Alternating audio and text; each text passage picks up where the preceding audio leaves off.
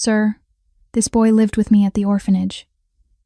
Elena's voice shattered the silence of that Thursday afternoon. She clutched the cleaning cloth with trembling hands, her eyes wide and fixed on the framed photograph above the fireplace in the study. Marcus set down his glass of whiskey.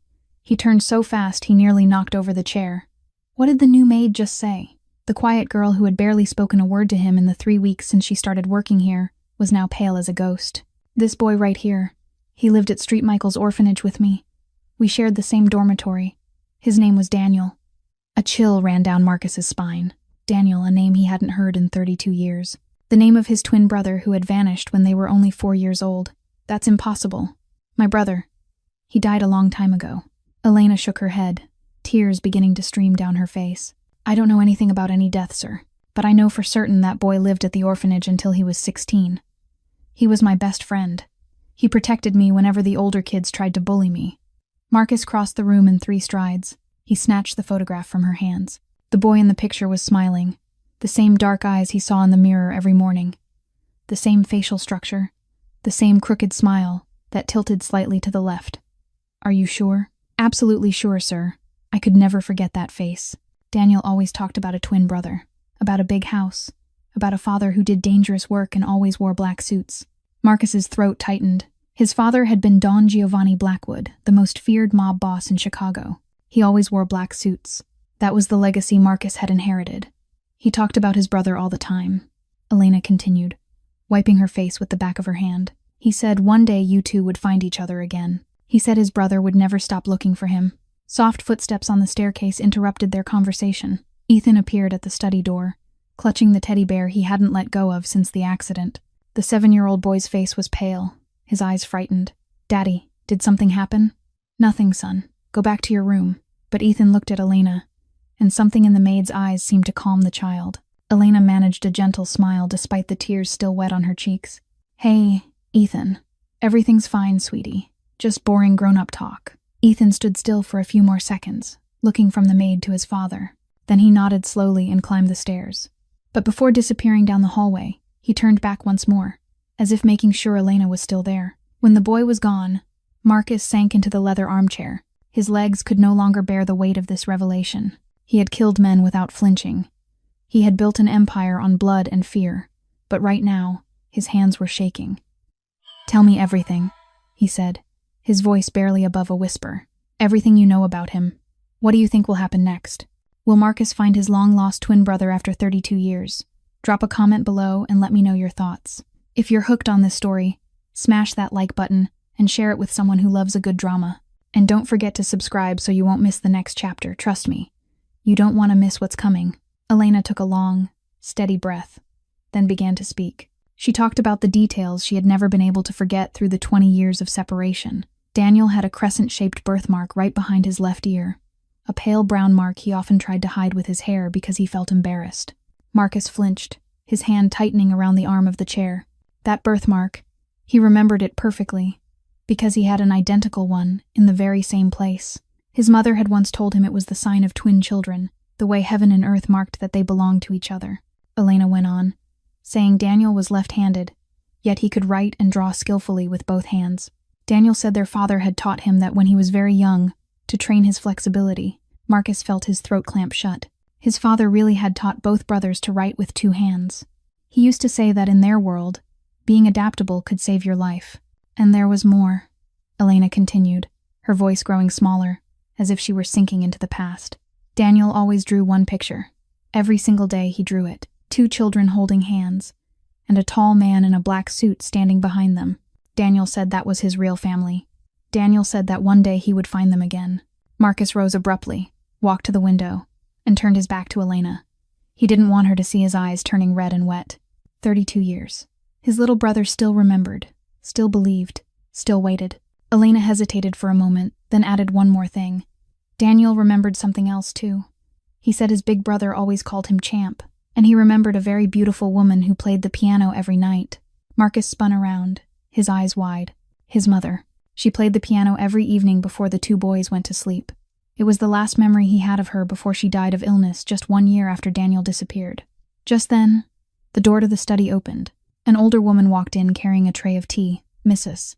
Chen, the housekeeper who had been with the Blackwood family for more than 20 years. She set the tray down on the table, but her hands were trembling so badly the teacups rattled softly against their saucers. "I heard all of it," Mrs. Chen said, her voice thick with emotion. "Young Master Daniel. I still remember the day he vanished. The former master, Marcus's father, he never stopped suffering. He searched until the day he closed his eyes for the last time." Mrs. Chen wiped away her tears, then turned to look at Elena. There was no suspicion in her gaze, no guarded caution, the way Elena so often received from others in this house. "You're a good person," Mrs. Chen said slowly. "I don't misjudge people. 20 years in this home, I've seen every kind of person there is. If you say young Master Daniel is alive, I believe you." Warmth spread through Elena's chest. For the first time since she came here, someone believed her immediately, without proof, without demanding more explanation. She looked at Mrs. Chen with grateful eyes. Marcus turned back, his voice rough. "Where is he? Where is Daniel now?" Elena lowered her head, sorrow plain on her face. "I don't know, sir. When Daniel was 16, he ran away from the orphanage. He said he couldn't wait any longer, that he had to go and find his brother himself. I begged him to stay, but he'd already made up his mind. That was the last time I ever saw him." Marcus stood there as if turned to stone. 32 years. His brother had lived for 32 years and he hadn't known. Daniel had grown up in an orphanage, had waited, had hoped, had run away to look for him, and all that time, Marcus had believed his brother was dead. He clenched his hands until his knuckles went white. When his voice finally came, it was barely more than a breath. 32 years. He was alive for 32 years. That evening, after Marcus left the study with a face full of thought, Mrs. Chen led Elena down to the kitchen for tea. The sprawling mansion sank into silence, broken only by the steady tick of the wall clock counting each second with patient regularity. Mrs. Chen poured Elena a cup, then sat across from her, a shadow of sadness passing through her eyes as she looked toward the staircase leading to the second floor. "Are you wondering about the boy, Ethan?"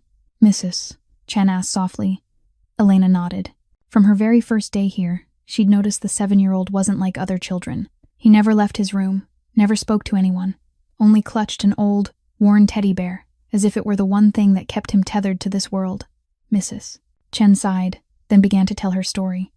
1 year ago, the master's wife, Isabella, was assassinated by the Castellano gang, the Blackwood family's greatest enemy. That day, Isabella was taking Ethan home from school.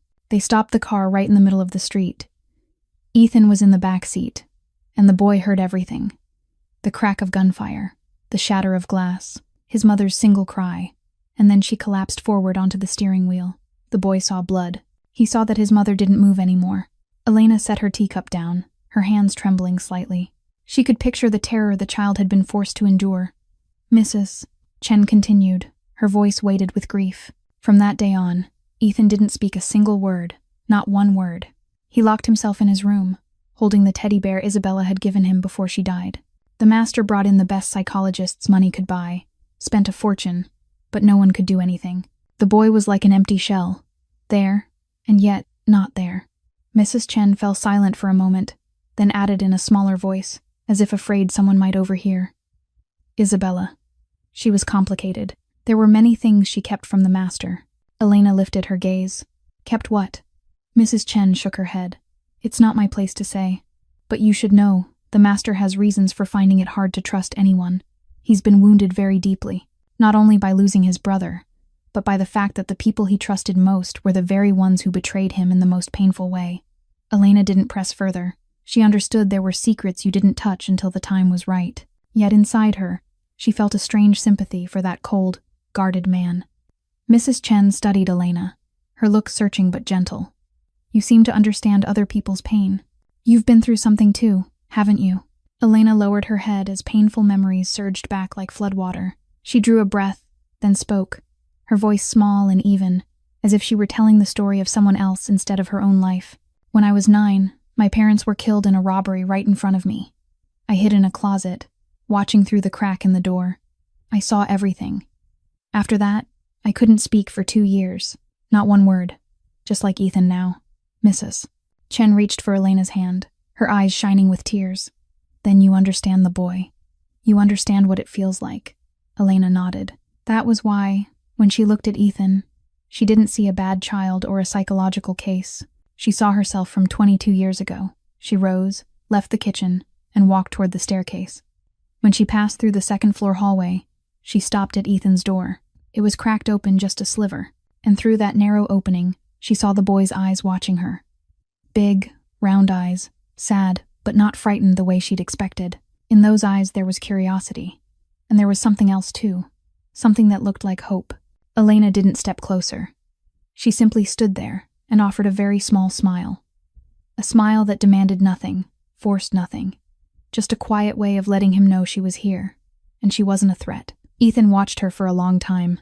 Then, instead of slamming the door shut the way he always did with everyone else, he stepped back once and left the door still partly open.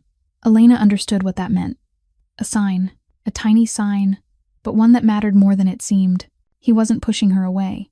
And for a child who had kept his heart locked behind a closed door for an entire year, that was already a very large step forward. The next day, Elena began carrying out a small plan she'd thought through all night. She didn't try to knock on Ethan's door or force the boy to talk. Instead, she took a small yellow slip of paper, wrote a few words on it, and gently slid it through the gap beneath his door. On the first note, she wrote that today the clouds looked like a little rabbit, and asked if he could see it too. She didn't wait for an answer. She simply left the note there and quietly walked away. On the third day, she left another note. This time she wrote that she'd noticed he liked the color blue, and she did too, blue like the ocean. On the fifth day, her note carried a different message. She wrote that he didn't have to speak, only to know that someone was here, someone who understood. On the seventh day, Elena spent the whole evening drawing a small cat on the yellow paper. She wrote that the cat's name was Whiskers, and that it was shy, just like us. She didn't know whether Ethan read those notes. She didn't know whether he cared. But every morning when she passed by his room, the yellow slips she'd left the day before were gone. Someone had picked them up. And Elena knew it wasn't Mrs. Chen or anyone else in the house. 1 week passed. Then 2. Elena kept patiently leaving the yellow notes every day. She wrote about the weather, about the flowers in the garden, about the bird that perched on the kitchen window every morning. Small, ordinary things, but full of warmth. Late one night, Marcus walked past his son's room after he'd finished dealing with work. He meant to head straight to his own room as usual, but the light spilling through the crack under Ethan's door made him stop. Normally, his son turned the light off early and curled up in the dark. He stepped closer, carefully, and looked through the slightly open door. And what he saw made him go still. Ethan was sitting on the bed, holding a yellow slip of paper with the drawing of a cat, and on the boy's lips was a smile. A small smile, light as a butterfly's wing, but it was a real smile. For the first time in 1 year, Marcus saw his son smile. He stood there a long time, not daring to move, afraid of breaking the moment. Tears rose, but he forced them back. That night, he couldn't sleep. The next morning, Marcus called Elena into the study. When the door closed behind her, Elena felt her heart pounding. She thought she'd done something wrong. Maybe she'd crossed the line for a maid. Maybe she was about to be dismissed. Marcus stood with his back to her, staring out the window. His voice was rough when he spoke. "What did you do to my son?" Elena swallowed, her voice trembling slightly. "I only left a few notes under his door, sir. Small notes with a few lines. I didn't force him to do anything." Marcus turned around, his expression hard to read. "Why? That isn't your job." Elena took a deep breath. "Because I know what that feels like. Feeling so afraid you can't speak. Feeling like no one in this world understands you. I've been in that darkness. And I know that sometimes what a child needs isn't doctors or medicine, but simply to know that someone is nearby, not judging, not demanding anything at all." Marcus was silent for a long time. Then he asked, his voice softening just a little, "Where did you learn this?" Elena lowered her eyes. "I always dreamed of becoming a teacher. I read a lot of books about child psychology, about how to help wounded children, but an orphan like me didn't have the chance to go to college." Marcus looked at her, and for the first time, his gaze wasn't cold or suspicious. In the eyes of that powerful man, there was something else, something close to respect. "Starting today," he said slowly, "your main job is to take care of Ethan. I'm going to triple your pay. If you need anything, tell Mrs. Chen." Elena's eyes widened, unable to believe what she'd just heard. She tried to say something, but Marcus had already turned back to the window, signaling the conversation was over. She bowed her head in thanks and left the room. Outside, Mrs. Chen was waiting. She looked at Elena with a warm smile. I told you. You're someone special. Immediately after his conversation with Elena, Marcus began to move. He wasn't the kind of man who sat and waited when there was something he could do. He called Tony, the best information technology specialist in the organization. He reached out to the private investigators he'd hired for his most critical cases. He activated the entire network spread across the United States, the people in the shadows he'd built up over 20 years. Find Daniel Blackwood, he ordered. Use every resource. I don't care how much money it costs or how long it takes. Find my brother. Elena was called in to provide more information. She sat in Marcus's study, trying to remember every smallest detail she knew about Daniel. He always dreamed of becoming an artist, Elena said. He drew beautifully, especially people. He loved the sea, always said he wanted to live somewhere he could see the ocean every day. And he hated being confined, hated rigid rules. Maybe that was why he couldn't stand life in the orphanage. Marcus wrote down every detail. Did he use another name? Elena thought for a moment. At the orphanage, the kids used to call him Danny, and sometimes he signed his drawings as Danny Black, taken from his Blackwood surname. The information went out everywhere. Hackers began digging through every database, from police records to hospital files, from rental lists to social media accounts. Private investigators combed through major cities, especially places with street artist communities. 3 days later, the first lead appeared. A man named Daniel Blackwood had once been arrested for painting graffiti on a wall in New York about 10 years earlier. The file showed he was fined and released. After that, the name Daniel Blackwood vanished completely from the system, as if that person no longer existed. But 1 week later, another rumor surfaced. An investigator on the West Coast reported that there was a fairly well-known street artist in San Francisco named Danny Black. He drew portraits for tourists at Fisherman's Wharf. There were no official records on him, no fixed address, no bank account. He lived like a ghost, but the face in the candid photographs made Marcus's heart feel as if it stopped. It was exactly like his. While waiting for final confirmation, Marcus often stood alone in his study at night, looking at the photograph of the twin boys on the mantel. He wondered whether Daniel still remembered him, whether his brother knew what he had become. Marcus had killed people. He had tortured enemies. He had built an empire on other people's blood and tears. He was a Mafia boss, a name that made people afraid. Would Daniel want to meet a brother like that? Or would his brother feel disgust when he learned the truth? One evening, Mrs. Chen entered the room when she saw Marcus still standing there in the dark. She placed a hand on his shoulder, her voice gentle but certain. He's your own flesh and blood. Flesh and blood doesn't judge. Flesh and blood forgives. No matter who you are, no matter what you've done, he's still your brother, and you're still his brother. Don't let fear stop you from finding your family again. Marcus didn't speak, but he took Mrs. Chen's wrinkled hand and gave it a small squeeze, a silent thank you. Just then, the phone on the desk rang sharply. Marcus picked up, his heart beating faster. Tony's voice came through the line, excited. We found him, boss. Daniel Blackwood, 36 years old, street artist, currently living and working at Fisherman's Wharf, San Francisco. We confirmed his identity through facial matching. It's 100% him. Marcus stood there with the phone still pressed to his ear, but for a long moment he couldn't say anything at all. 32 years. 32 years of searching. 32 years of suffering. 32 years of believing his brother was dead. And now, at last, he had found him. He whispered, his voice thick and breaking. We found him. Marcus didn't tell anyone. He simply took his private jet and flew straight to San Francisco in the middle of the night. The entire flight, he couldn't sleep. He kept staring at the photograph of Daniel the investigators had sent him. That face, those lines. It was like looking into a mirror, 32 years apart, and yet they still matched down to the smallest detail. The next morning, Marcus arrived at Fisherman's Wharf just as the sun was coming up. The waterfront was already alive with tourists, street vendors, and artists. He walked along the path beside the sea, his heart pounding hard in his chest. Then he saw him. Daniel sat on a small wooden chair, an easel set in front of him. He was drawing a portrait for a young woman, his hand guiding the brush gently across the canvas. Marcus stopped about 10 steps away, not daring to come any closer. He only stood there and watched. They looked strangely the same, and yet they were completely different. Marcus in an expensive black suit, a Rolex flashing on his wrist, the cold, sharp gaze of a Mafia boss.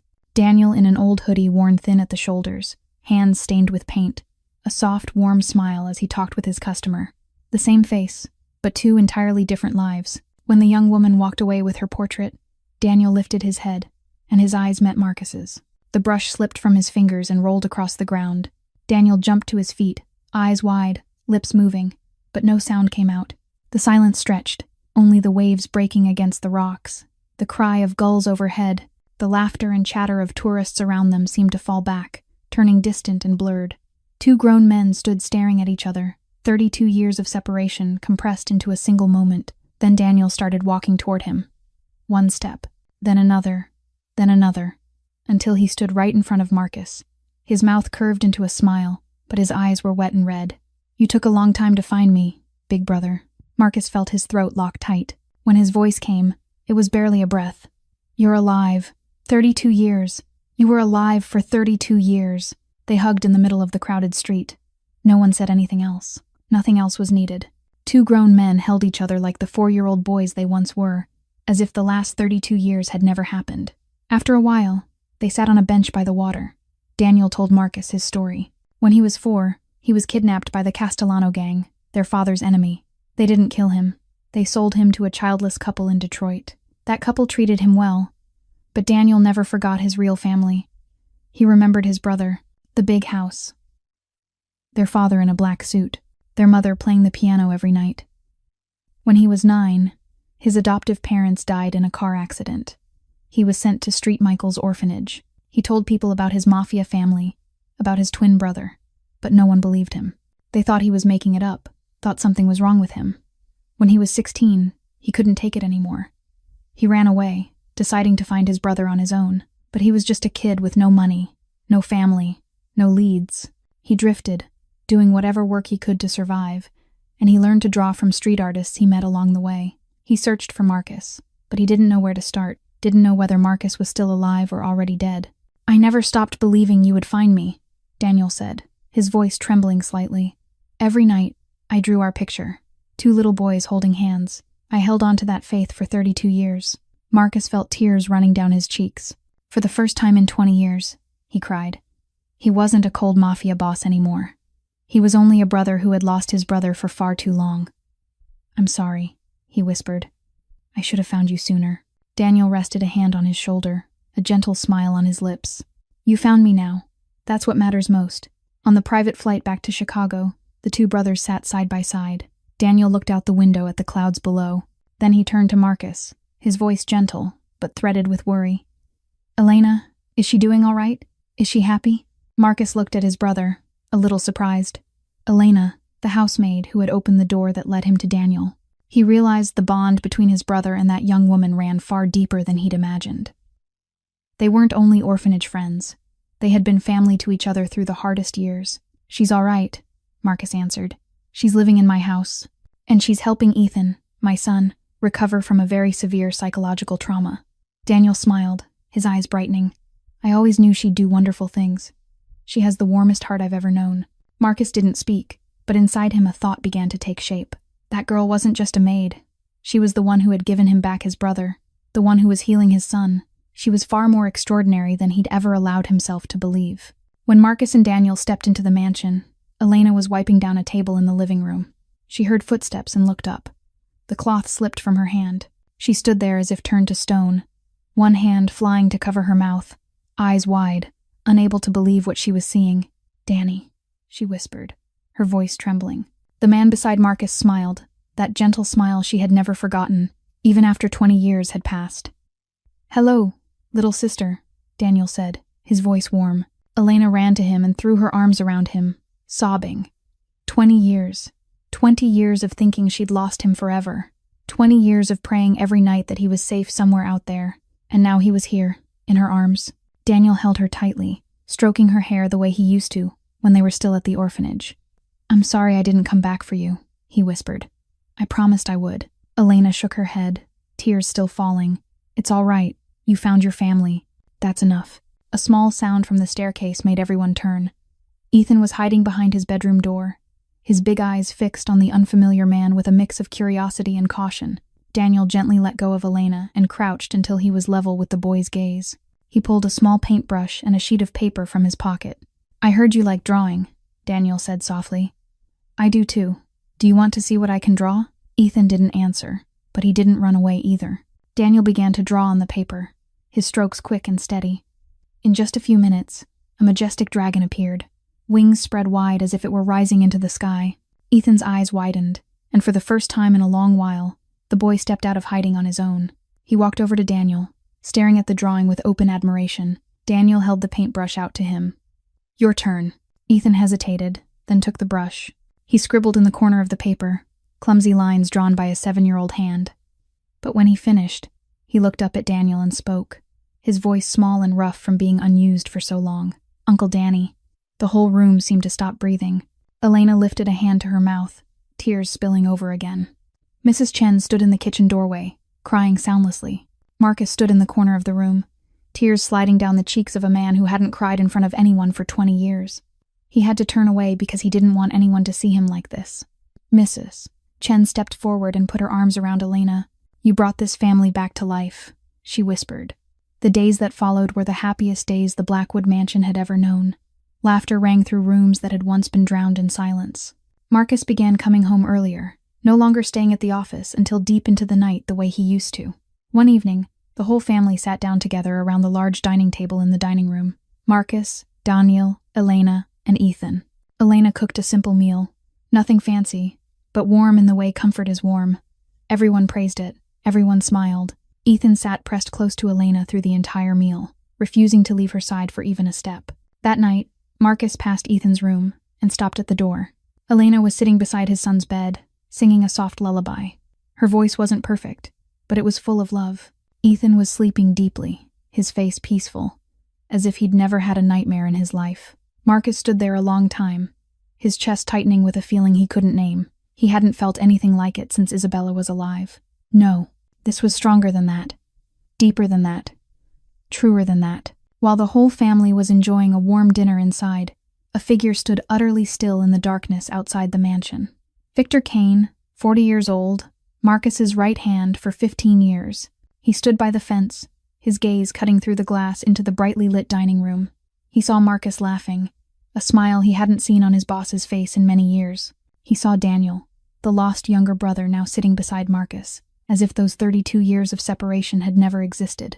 He saw Elena, the nameless maid, seated beside Ethan, the boy now smiling and talking like an ordinary child.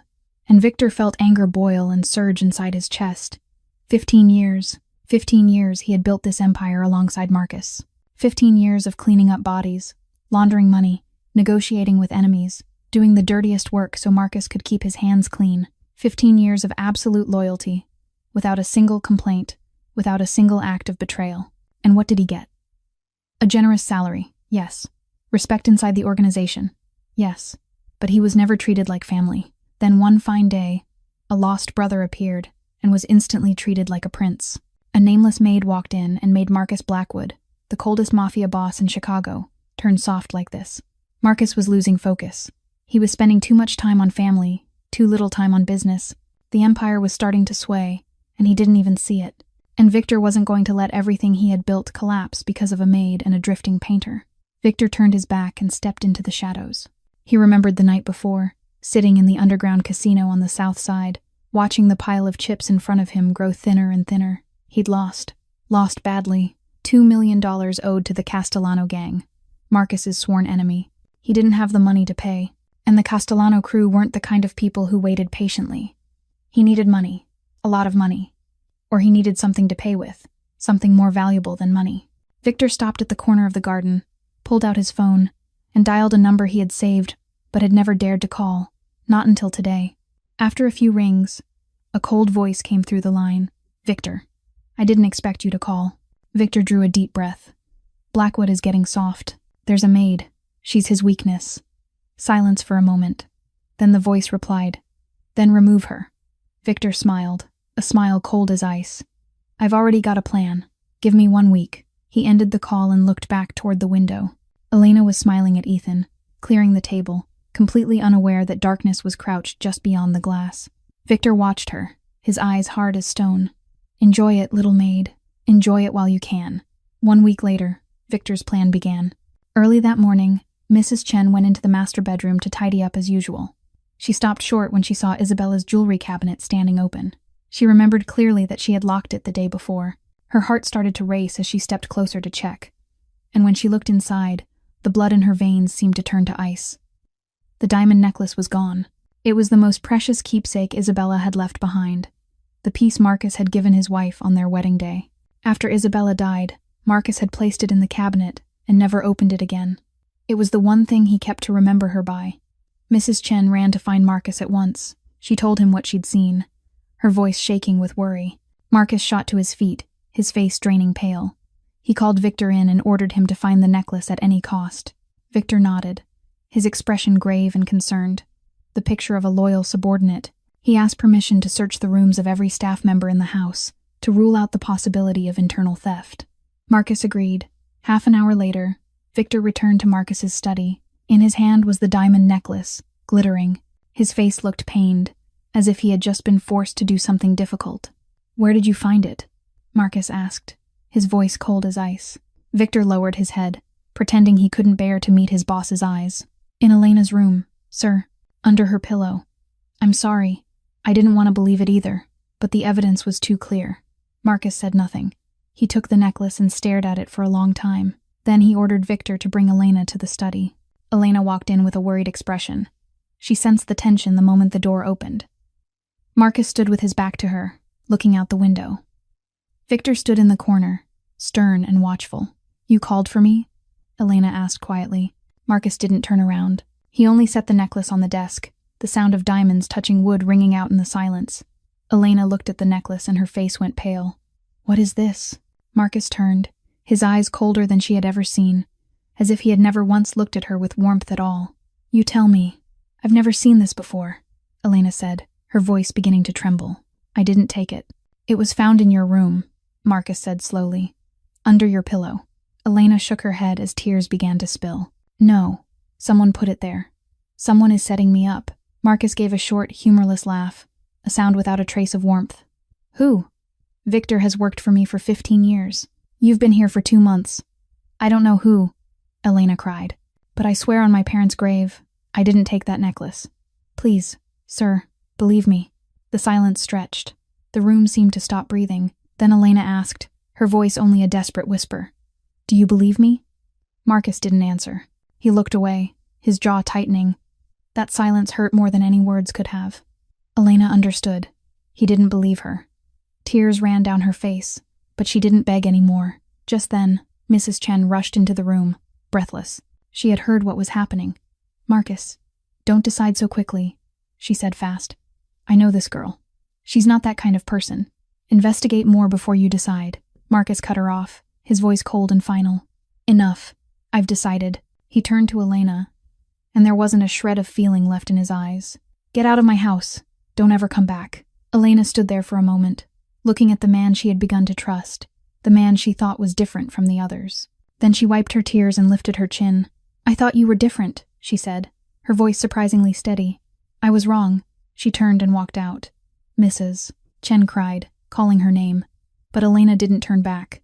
She went straight to her room, packed the few belongings she had, and left the Blackwood mansion without looking back even once. Victor stood in the corner, his face showing nothing, but inside he was smiling to himself. The plan had worked perfectly. Marcus stood alone in the study after everyone had gone. He gripped the necklace so tightly in his hand his knuckles turned white. He'd done the right thing. He had to protect himself and his son. He couldn't trust anyone anymore. But why did his chest hurt like this? Why did it feel as if he had just lost something important? That night, the sky opened up and the rain came down in sheets. Elena carried a small bag with a few changes of clothes and the child psychology book she'd kept with her since the orphanage, and she walked out through the gates of the Blackwood estate. She didn't look back. She didn't cry anymore. She only kept walking through the rain, letting the icy water mingle with the ache inside her chest. The sound of hurried footsteps chasing after her made her stop. Mrs. Chen ran up, holding an umbrella and an envelope. She pressed the envelope into Elena's hand, breathing hard from running. "There's some money in here," she said, her voice thick with tears. "I believe you. I know you didn't do it. Don't give up. Find a way to prove you're innocent." Elena looked at the older woman who had treated her like a daughter from the very first day she arrived here. She wanted to say something, but her throat had locked shut. All she could do was nod, then turn and walk away, leaving Mrs. Chen standing in the rain, watching her disappear behind the curtain of water.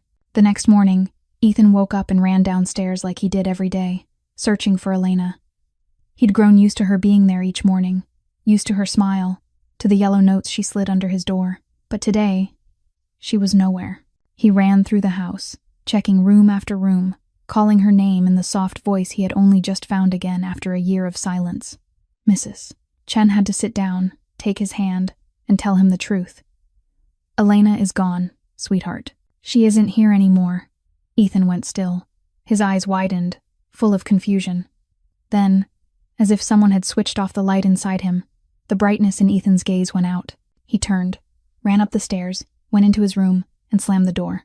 After that, he didn't speak another word.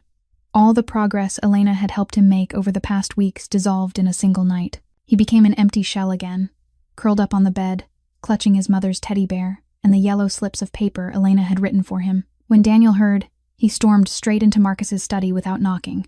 His face was flushed with anger, his hands clenched into fists. "What did you do?" Daniel shouted. "She's innocent." Marcus sat behind his desk, his face cold as stone. "You don't know that." Daniel stepped closer and slammed his palm on the desk. "I know her. I grew up with her. She would never steal anything." Marcus stood, facing his brother. "People change. People lie. I learned that the hard way." Daniel stared at him, his eyes full of disappointment and pain. "This is about Isabella, isn't it?" Marcus froze. His silence was the answer. Daniel moved closer, his voice softening a little. "Tell me, what happened?" Marcus turned his back, staring out the window. A long time passed before he spoke, his voice sounding like every word was a blade carving into his heart. "Isabella, 3 months before she died, I found out she was feeding information to the Castellano family, our biggest enemy." Daniel stood motionless, shocked. Marcus continued, bitterness in his voice. "She was a spy. Our entire marriage was a lie. I confronted her. She begged for forgiveness. I didn't know what to do." He drew in a deep breath, pain etched into every line of his face. "Then they killed her. The Castellano gang. She wasn't useful to them anymore, so they got rid of her. I couldn't save her. I couldn't trust her. And now, I can't trust anyone anymore." Silence covered the room. Daniel stood there, taking in what his brother had just said. Then he spoke, his voice sorrowful but firm. "So you're punishing Elena for Isabella's sins?" Marcus turned back. "I'm protecting myself. Protecting Ethan." "No," Daniel shook his head. "You're destroying the only good thing that has happened to this family. Elena isn't Isabella. She's the one who brought me back to you. She's the one who saved your son, and you threw her out because you're too afraid to trust again." Marcus said nothing. He couldn't, because deep down he knew his brother was right. But he'd gone too far. He didn't know how to turn back. Daniel walked toward the door. Before he left, he stopped and spoke without turning around. "I'm going to prove she's innocent. And when I do, you'd better be ready to beg for forgiveness." The door closed. Marcus stood alone in the empty room, looking down at the diamond necklace, still lying on the desk. He had been right to send Elena away. He had to be right, because if he was wrong, he hadn't only lost her, he had lost himself. Elena sat in a shabby apartment in an unsafe neighborhood on the south side of Chicago. The room was tiny, the walls blotched with damp. The old bed creaked every time she shifted, and the window wouldn't seal, so cold air kept slipping in all night long. The money Mrs. Chen had given her was nearly gone. She couldn't find work because she had no reference, no stable address, and no one was willing to trust a young woman who'd just been fired for stealing.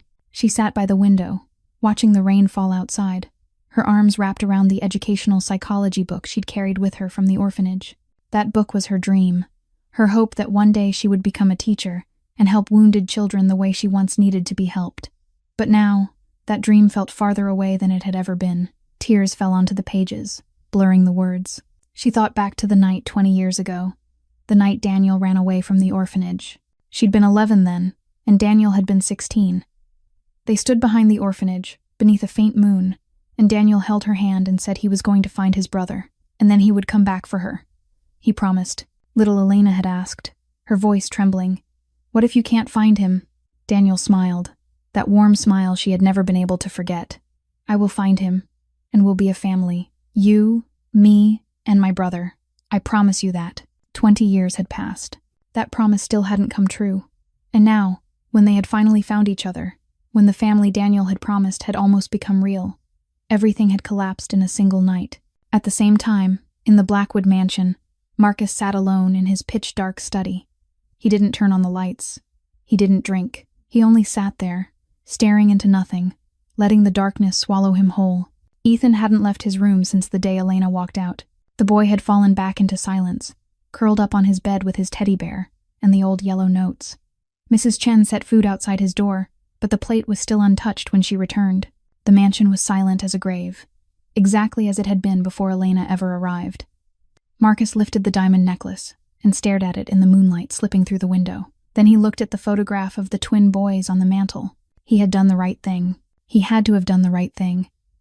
But why did the question keep rising in him? Was I wrong? Elena's phone vibrated, pulling her out of the dark drift of her thoughts. She looked at the screen and saw Daniel's name. She hesitated, then answered. Daniel's voice came through the line, steady with determination. I'm going to find the truth. Don't give up. Our promise is still alive. Daniel didn't have money to hire private investigators, but he had something else, his connections to people inside the Blackwood mansion. He went to Mrs. Chen and asked for her help. Mrs. Chen didn't hesitate. She had believed Elena from the beginning, and she would do anything to prove that young woman was innocent. She contacted Tony, the information technology specialist who had worked for Marcus for more than 10 years.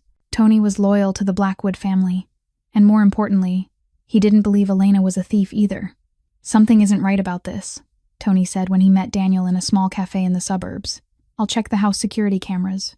If someone set her up, the cameras will have recorded it. It took Tony 2 days to hack into the mansion's security camera system without Victor or anyone else noticing. And what he found shocked both Daniel and Mrs.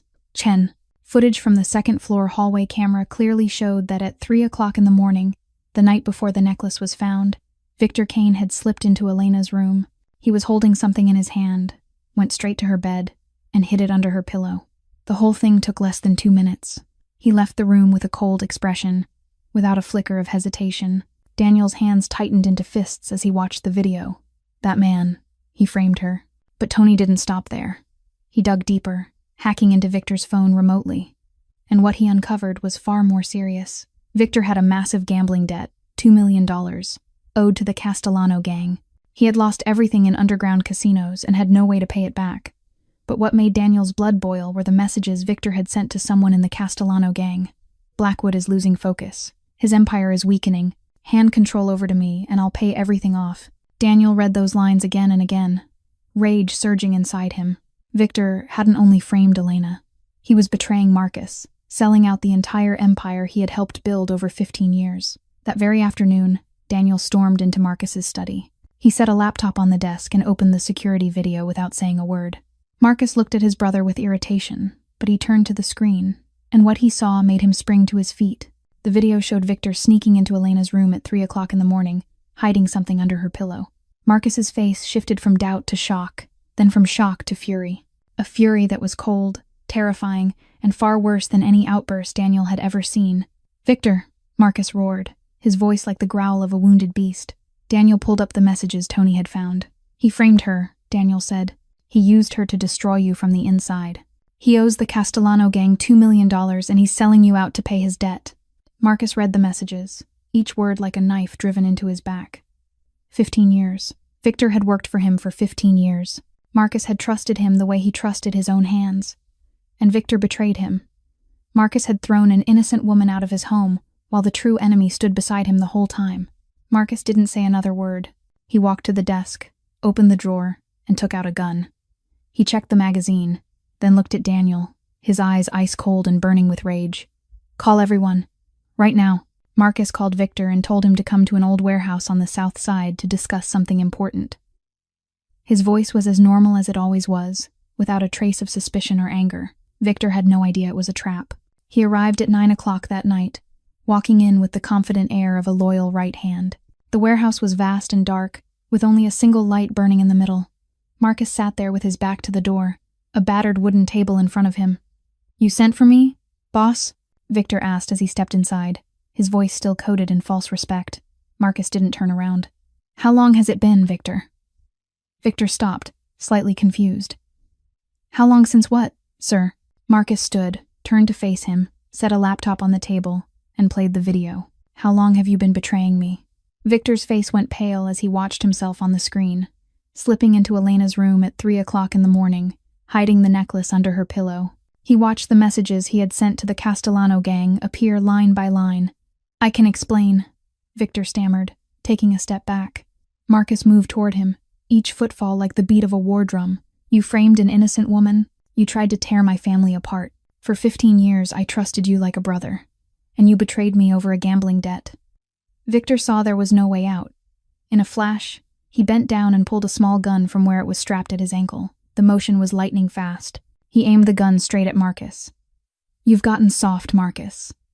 Victor snarled, his face twisted with rage and desperation. "That Maid, that long-lost brother, they've made you weak. I built this empire with you. 15 years I cleaned up your filth. I deserve more than being your dog." He tightened his grip, finger on the trigger. Maybe it's time to change leadership. A gunshot exploded from behind Victor.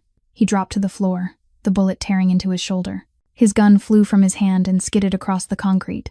Daniel stepped out of the shadows in the corner of the warehouse, the gun in his hand still smoking. "You forgot about me, Victor," Daniel said coldly. At once, Marcus's men appeared from everywhere, surrounding Victor. He lay on the floor, blood streaming from his shoulder, but he was still laughing, a laugh that was pained and crazed. Marcus walked up and stood over him, looking down at the man who had once been his right hand with eyes as cold as ice. "You want my empire? You'll get nothing." Victor spat blood, still laughing. "It doesn't matter. The Castellano gang will come for you. With me or without me, they're coming." Marcus crouched, staring straight into his eyes. "Let them come. But you won't be here to watch it." He signaled his men. "Take him away." 2 large men hauled Victor up and dragged him out of the warehouse. His fate would be decided by the law of the jungle, the very law he had helped Marcus enforce for 15 years. Now he would taste it in his own flesh. The warehouse fell silent again. Only Marcus and Daniel remained beneath the dim yellow light. Marcus looked down at the pool of blood on the floor where Victor had been lying. He drew a deep breath, then spoke, his voice heavy. "I made a terrible mistake." Daniel stepped closer and put a hand on his brother's shoulder. "Then fix it. She's waiting." Marcus drove through the curtain of night rain, heading toward the south side of Chicago. He had never been in this part of the city before. The streets were dark. The streetlights flickered. Trash lay scattered along the sidewalks, and shouting echoed from somewhere deep in the alleys. This was where Elena had been forced to live these past days because of him. An innocent girl pushed out of a warm home, framed by a traitor, and turned away by the very person she had trusted. His heart tightened with pain at the thought. He stopped in front of an old apartment building, its walls stained and its iron stairwell rusted through. He climbed the steps one by one, the rain still falling hard, soaking his expensive suit, but he didn't care. He stopped at the door of the apartment Tony had found. He knocked. No answer. He knocked again, harder this time. "Elena, it's me." Elena's voice came from inside, cold and distant. "Go away." Marcus pressed his hand to the door, his voice pleading. "Please, let me explain." "There's nothing to explain," Elena replied, her voice trembling slightly as if she were holding back everything she felt. "You didn't believe me. That's all I needed to know." Marcus stood there a moment, his forehead resting against the cold wood. Then he slowly sat down, his back against the wall beside the door. He didn't have the strength to stand anymore. He spoke through the narrow gap, his voice shaking and full of pain. "I was wrong. I know I was wrong. And I'm afraid. Elena, I'm afraid of trusting someone and being betrayed again." He drew a deep breath and closed his eyes. "Isabella, my wife, 3 months before she died, I found out she was a spy. She fed information to my enemies for years. Our entire marriage was a lie, silence from inside. But Marcus knew Elena was listening. He went on, "I thought that if I never trusted anyone again, I'd never be hurt again. I built a wall around myself, around my son, and I didn't let anyone in. Then you came." His voice caught. "You found my brother after 32 years. You saved my son with those small yellow notes. You made me want to live, not just exist. And when Victor framed you, I didn't have the courage to believe. I chose safety instead of choosing you. That was the biggest mistake of my life." He stopped, tears running down his cheeks. "But you aren't, Isabella. You're Elena. You're the most extraordinary person I've ever met. And I pushed you away because I was too cowardly to open my heart again." The silence stretched. Marcus sat there in the damp darkness of the hallway, waiting. Then he heard the lock turn. The door opened slowly. Elena stood there, her face thinner now, her eyes swollen from crying too much, and yet she was still beautiful. Beautiful in a way no one else could ever be. Marcus was still on the floor. He looked up at her. "You hurt me, Marcus," Elena said, her voice trembling. "Worse than anyone has ever hurt me. I trusted you. I started to think maybe I'd found a family. And you shattered it all in one night." Marcus nodded, taking every word. "I know," he whispered, "and I'll spend the rest of my life making it up to you, if you'll let me." Elena looked at him for a long time. Then she shook her head. "I'm not ready to forgive you." Marcus's heart felt like it was being crushed. He lowered his gaze, unable to look into her eyes. "I understand. I deserve that." But then Elena continued, her voice softening just a little. "But Mrs. Chen told me Ethan stopped speaking again. He hasn't left his room since the day I left." Marcus looked up, hope flooding his face. "I'll come back," Elena said slowly. "For Ethan, not for you. Not yet." She stepped past him where he sat. Without looking back, she went down the stairs, walked out into the night rain, toward Marcus's car. Marcus stayed there a moment longer, watching her disappear. Then he stood, wiping rain and tears from his face. She had given him a chance. Just one chance, small and fragile as a thread, and he knew what he had to do. He couldn't only speak, he had to prove it with action. He had to show her he was worthy of her trust, worthy of her love. No matter how long it took, he would. When Elena stepped into the Blackwood mansion the next morning, small footsteps sounded on the stairs. Ethan came rushing down like a whirlwind, throwing himself straight into her arms. He clung to her tightly, sobbing, his voice stumbling from emotion. "Don't go again. Don't ever go again." Elena dropped to her knees and gathered him against her, her own tears falling too. "Never," she whispered. "I promise." Mrs. Chen stood in the corner of the kitchen, wiping her eyes with her apron. She watched the scene with joy breaking open inside her. The girl had come back. This family could finally be stitched together again. Marcus stood in the doorway of his study, watching Elena and Ethan from a distance. He didn't walk over. He didn't say a word. He understood she needed time and space. He wouldn't force her, wouldn't demand anything. He would prove it through actions, not words. The very next day, Marcus summoned the entire organization. In front of hundreds of men, he announced Victor Kane's betrayal and declared Elena Torres completely innocent. "She was framed by a traitor," Marcus said, his voice echoing through the large room. "Anyone who dares lay a hand on her will answer to me." The news spread across Chicago. Everyone knew Elena was under Marcus Blackwood's protection. 1 week later, Elena returned to her room and found an envelope on the table. She opened it and went still. It was an acceptance letter to the University of Chicago, in the field of education. The tuition had been paid in full for 4 years. There was no note, no explanation. But she knew who it was from. She looked out the window and saw Marcus in the garden with Ethan. He didn't look up, as if he didn't want her to feel pressured to thank him. From then on, Marcus began asking Elena's opinion on everything related to Ethan. What the boy should eat, what he should learn, what he should play. He treated her like a member of the family, not a maid. He respected her, listened to her, but never crossed the boundary she had set. The days that followed passed in peace. In the afternoons, Daniel often sat in the garden teaching Ethan to draw. The boy learned eagerly from his talented uncle, his laughter ringing through the green, sun-cooled yard. Elena sat in a nearby chair, reading education books, preparing for college that was soon to begin. One afternoon, Marcus brought out drinks for everyone. He handed a glass to Daniel, to Ethan, then set one beside Elena. He sat down next to her and said nothing. They simply sat there, shoulders nearly touching, watching Ethan laugh and play with Daniel. No words were needed. Their presence beside each other was enough. One night, Ethan's screams echoed through the mansion. He was having a nightmare, calling his mother's name in panic. Marcus and Elena ran to his room at the same time. They sat on either side of the bed, each of them holding one of Ethan's hands. Slowly, the boy calmed, his breathing evening out, and he slipped into peaceful sleep. When Ethan was sleeping soundly, Marcus and Elena looked at each other in the dim light. There was a quiet moment, heavy with meaning. Marcus slowly reached out and took Elena's hand. "Thank you for coming back," he whispered. Elena looked at him, and for the first time since she returned, she smiled at him. A small smile, but sincere. "Thank you for giving me a reason to come back." A few days later, they stood in the garden beneath the moonlight. Elena was watching the night-blooming flowers when Marcus stepped up beside her. They stood in silence for a long time. Then Marcus turned to her, his eyes full of love and patient hope. Elena looked back, and when their lips met, It was a kiss as light as a butterfly's wing, like a promise that didn't need to be spoken. When they pulled apart, Elena looked at him and spoke softly. "I'm not saying I've completely forgiven you." Marcus nodded, smiling. "I know, and I'll wait as long as it takes."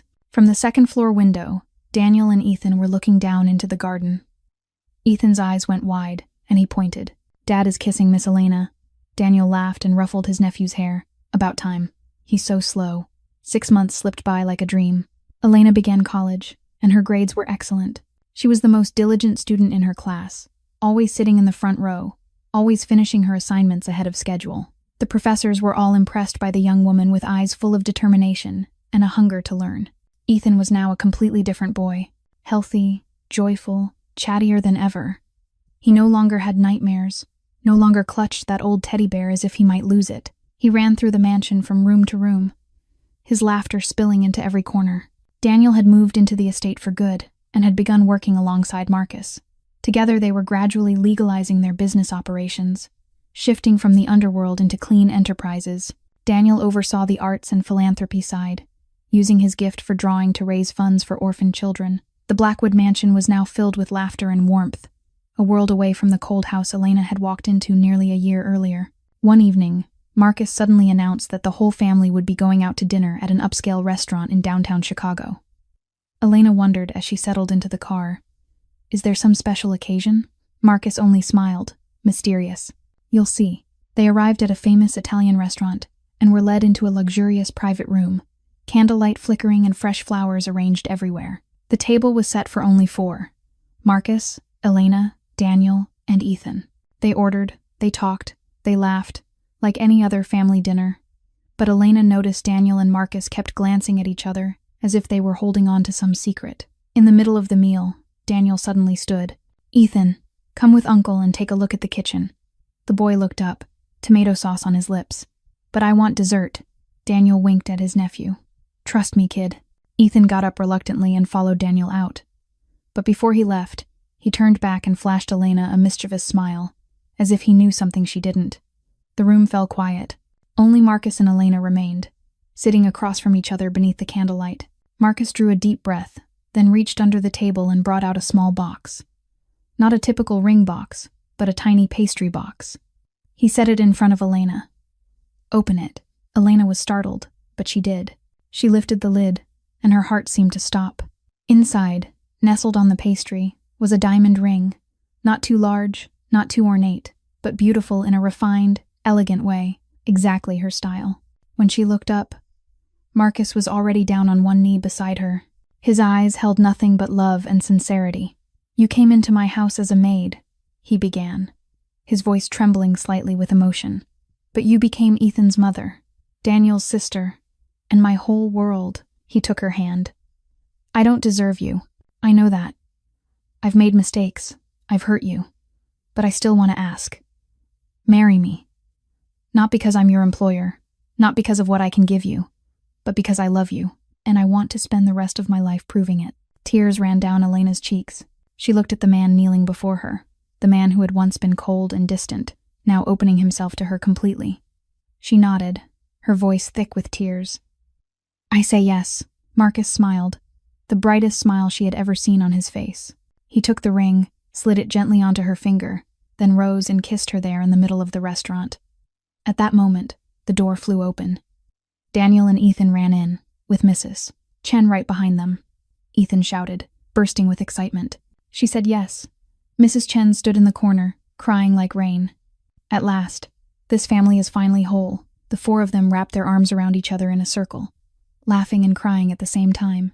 Elena looked around, at Daniel, at Ethan, at Marcus, at Mrs. Chen, and she realized this was the family she had dreamed of her whole life.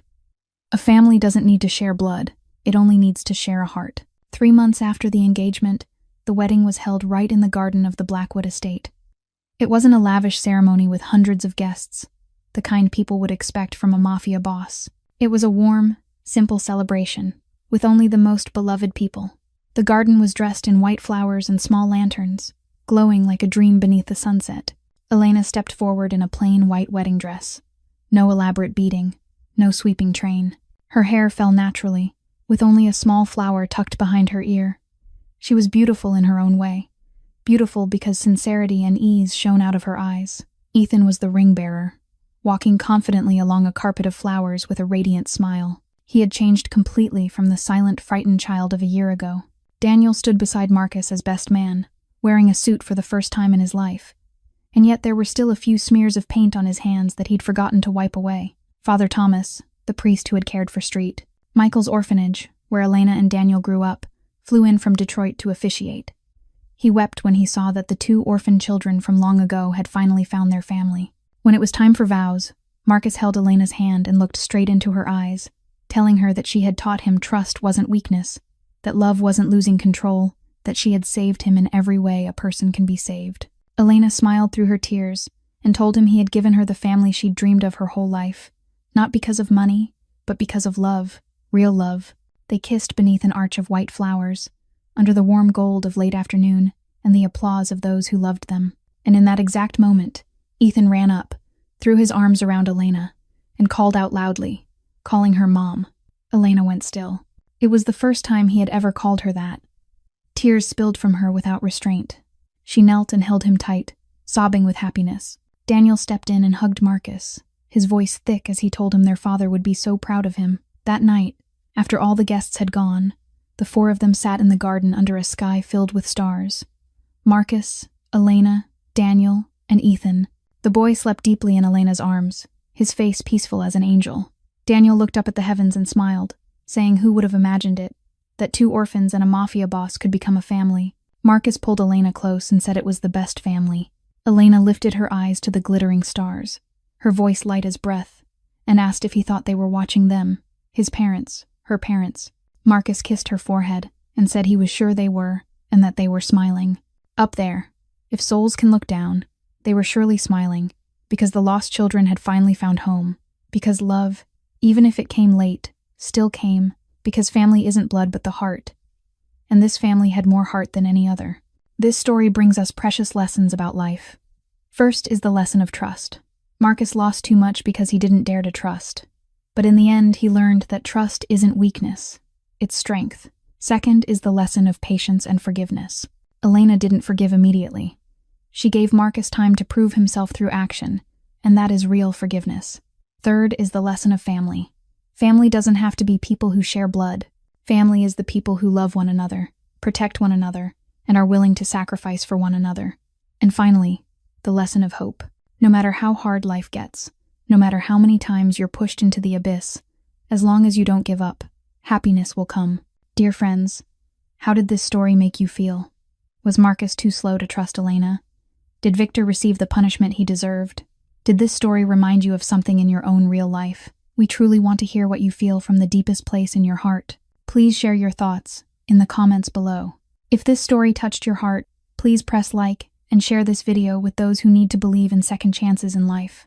Don't forget to subscribe to our channel and turn on notifications so you won't miss moving stories every day. We sincerely thank you for taking the time to listen all the way to the end. We wish every one of you watching this video good health, a joyful life, and days filled with peace and happiness. Always remember that no matter how difficult life becomes, love and family will always be the place we come back to. Goodbye, and see you again in the next video.